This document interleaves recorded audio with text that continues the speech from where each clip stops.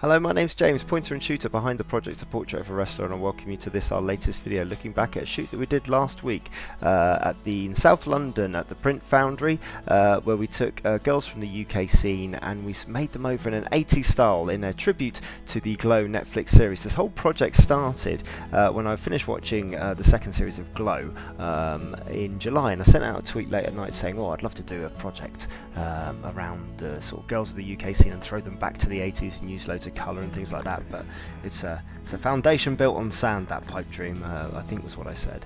And I woke up the next morning and there was just I got a ton of attention in my inbox from people offering their services to sort of make that sort of dream a reality, and I thought, why not just go ahead and do it, I suppose.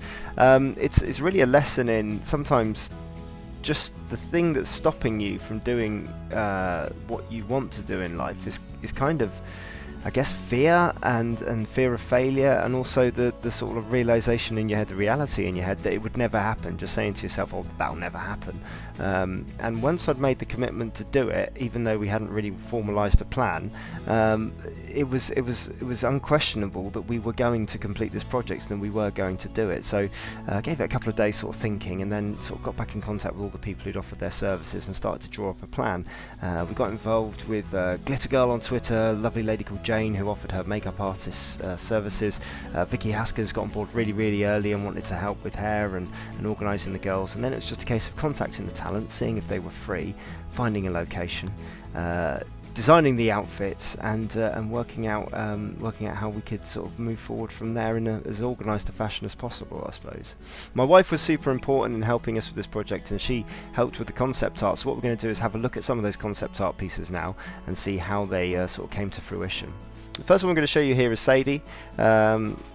Sadie Gibbs, based in London.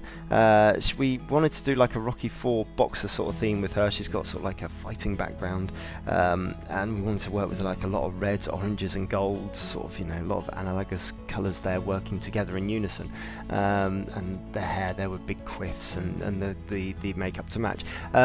Quite early on we realised that this outfit wasn't going to be possible in the scheme that we'd actually designed it, because the fabric was just too expensive. So we went for pink instead and decided to go for like the juxtaposition of having the pink colours with someone who was legit tough, and have all of these colours sort of working in unison there together, sort of almost a monochromatic sort of colour scheme there with a cute little beauty spot on her lip there. Kind of like this shot, and then we eventually got her to shadow box towards the end of the session, which gave us some really cool images there.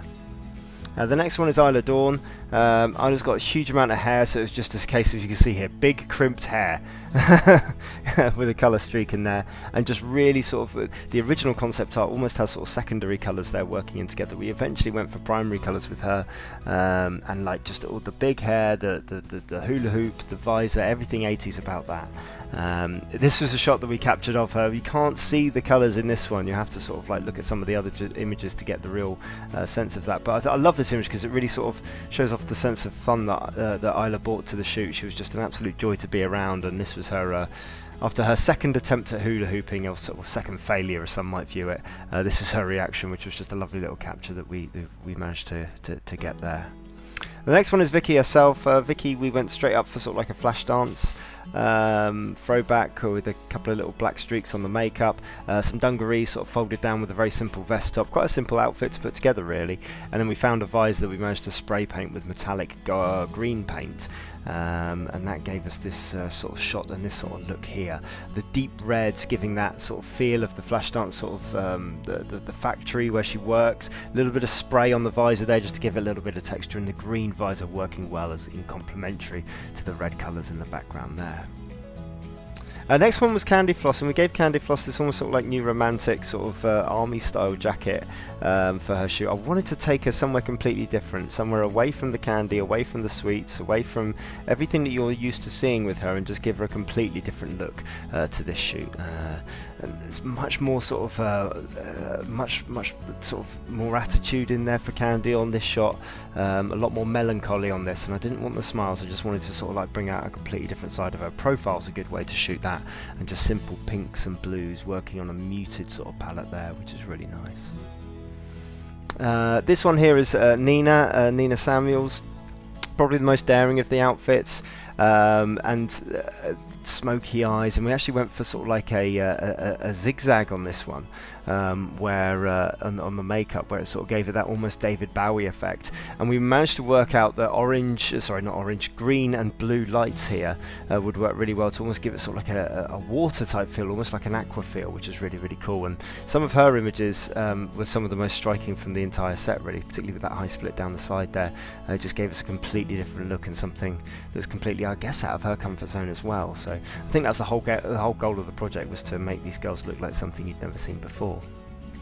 And lastly, here's Toni Storm. Toni Storm was double denim, working with blues and pinks there, big hair, the scrunchie in the hair kind of thing, and just make it loads of little badges and loads of little cute little things on the denim outfit. Not taking her too far out of her comfort zone, but really hammering home that 80s feel. Simple shot here, pinks working with blues either side. She brought along the sunglasses to the shoot, which is really, really cool. Love this little tattoo on the finger as well.